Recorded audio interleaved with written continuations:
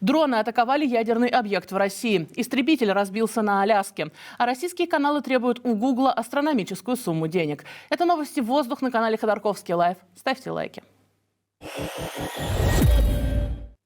В Белгородской области в результате атаки беспилотников погибла почти вся семья. Об этом рассказал губернатор региона Вячеслав Гладков. Дрон попал в частный дом в поселке Разумном. Погибла женщина и ее двухлетний ребенок. Отец и второй ребенок пострадали. Сам дом частично обрушился. Тем временем Минобороны отчиталось, что в ночь на 29 января Россию атаковали 104 беспилотника. Помимо приграничных районов были также атакованы Тверская, Калужская, Нижегородская и Ленинградская области. При этом данные губернаторов некоторых областей расходятся с официальной сводкой. По их подсчетам, дронов было на 20 больше. В городе Кстово Нижегородской области после этой атаки горит нефтезавод. Перед началом пожара местные жители слышали взрывы. Падение дрона на территории одного из предприятий области подтвердил и губернатор Глеб Никитин. По его данным, пострадавших нет. О пожаре на своем предприятии сообщила компания «Сибур».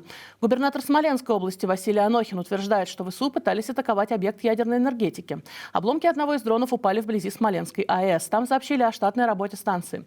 Также под ударом оказалось несколько гражданских объектов. В Петербургском Пулково ночью было введено ограничение на полеты. Ленинградская область тоже подверглась атаке дронов.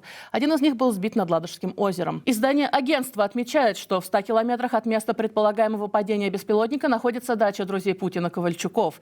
Она строилась с расчетом на визиты президента. В Тверской области, по данным прикремлевского телеграм-канала «Шот», ВСУ пытались атаковать нефтеперерабатывающую станцию «Транснефть Балтика». «Шот» утверждает, что на подлете к станции было сбито 6 беспилотников. При этом на предприятии начался пожар, но его оперативно потушили. Губернатор Игорь Рудения сообщил, что всего над регионом было сбито более 20 дронов. Минобороны утверждает, что их было всего 7.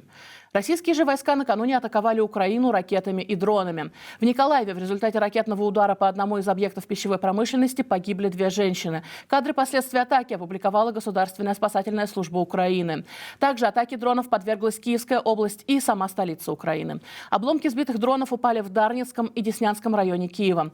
По данным мэра города, в последнем загорелись трава и кусты. Информации о пострадавших Кличко не привел.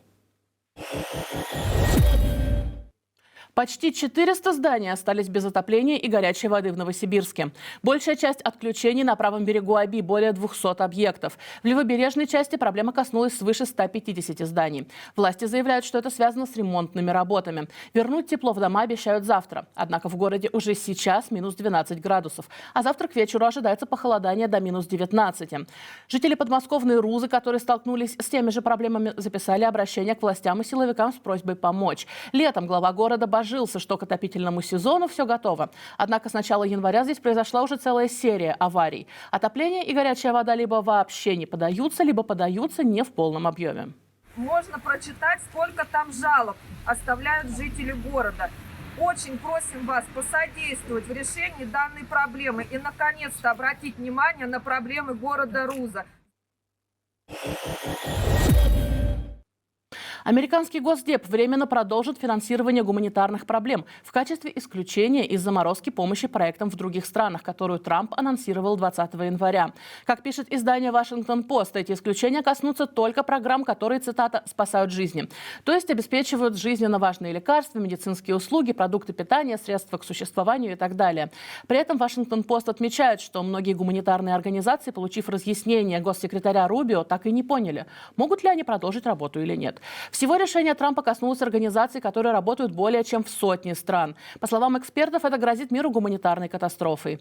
Поддержки лишились миллионы людей. Издание NPR приводит слова анонимного высокопоставленного сотрудника Агентства США по международному развитию.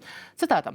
«Этот указ совершенно безрассуден. Он не только нарушает работу программ международной помощи США и ухудшает жизнь предполагаемых бенефициаров этих программ, но еще и повседневную жизнь специалистов, которые оказывают критически важную помощь. Да, реформа международной помощи крайне необходима, но такие драконовские методы не помогут». Конец цитаты.